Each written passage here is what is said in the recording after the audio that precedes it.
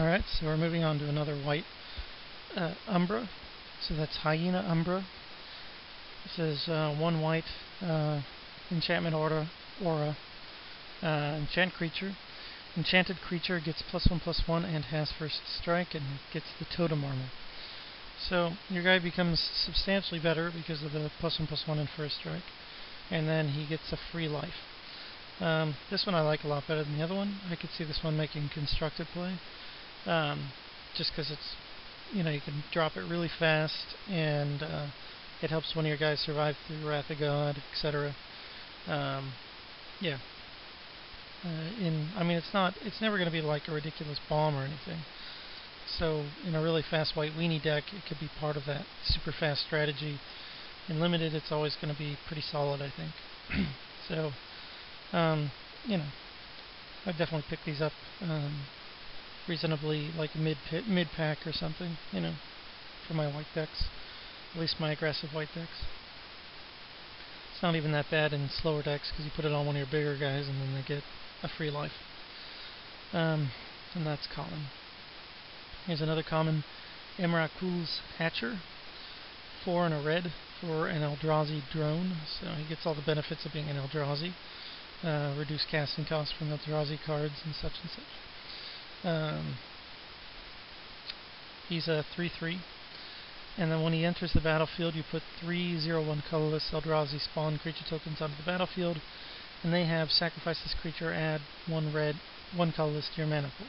So, huge accelerator. You go from him to, you drop another land, and you can play a 9 casting cost Eldrazi in limited. I could even see this guy making constructed, maybe, just because he's such a big bump in mana. And he can block a bunch of guys. He'd be pretty marginal in constructed, but in limited, he's going to be picked really highly for people who want to, drop Ulamog's Crushers next turn, or Kozilek, in a turn after that, Pathrazor. So, certainly pretty solid, pretty good recursion target. So, artwork, Hyena Umbra is terrible. Emrakul's Hatcher is okay, not very good. Alright, so now we've got another leveler, Goldraw's Assassin, who I guess if you buy a box, they send you like a promo one or something. So these in paper, these will be pretty widely available. Who knows? Maybe it'll be like one of the reward cards if you win, like a release event online. I don't know. So 1 black for a Vampire Assassin. Level up is colorless and a black. Starts out as a 1/1. Level 2 to 3, he gains the ability to pay 1 black and tap to have a creature get -2/-2 until end of turn, and he is a 2/2. So 5 mana to start, so 6 mana for the first use of that ability. And then if you pump him 2 more times, he becomes a 4+, and then you pay 1 black, tap him, and give a creature -4/-4. At that point, it's almost like a Visara effect, and he's a 4/4, so it starts getting bigger. Constructed playability, I don't know. He seems a little slow, but not horrible, I guess. So, fine. In limited, he'll be really dumb if you can't get rid of him. So, that should make for some really annoying matches. He's a rare. So. Okay, Guard Duty, 1 white for an enchantment aura, enchant creature. The enchanted creature has Defender. It's terrible. You should never be playing this card. Unless they have a lot of guys that can't block and have a high power, I guess. That's just terrible. Absolutely terrible. Artwork on the Assassin is okay. A little boring. Guard Duty is also pretty boring. Alright, so now we've got a couple of flashier cards.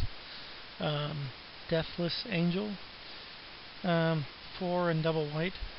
I thought this ability was 1 white originally. Okay, not as good as I thought it was. 4 and double white for a really attractive angel. Pretty awesome artwork.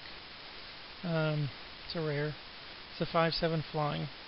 For double white, you can make target creature indestructible until end of turn.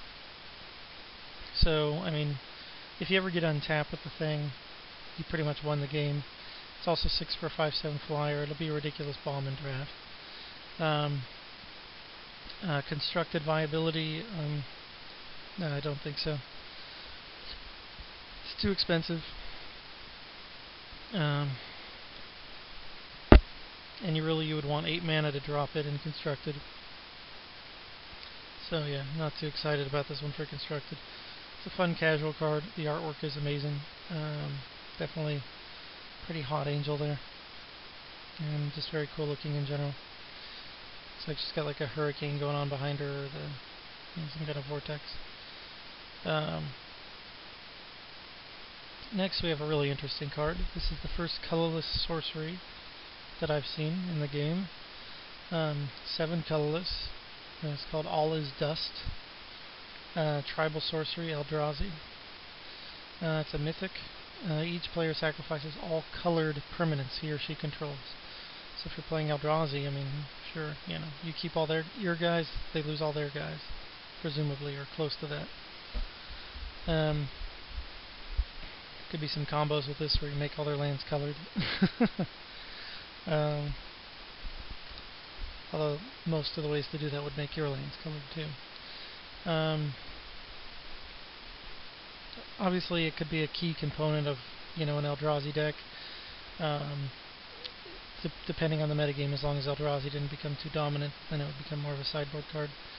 But with the 2 Eldrazi lands, if you have 1 of each, then it's like 5 casting costs. It's really doable. Artwork is terrible. It just doesn't look right. I don't know. Looks kind of like a bad Photoshop job or something. Anyway. But yeah, so that should be pretty dumb. The pyramid there. Okay.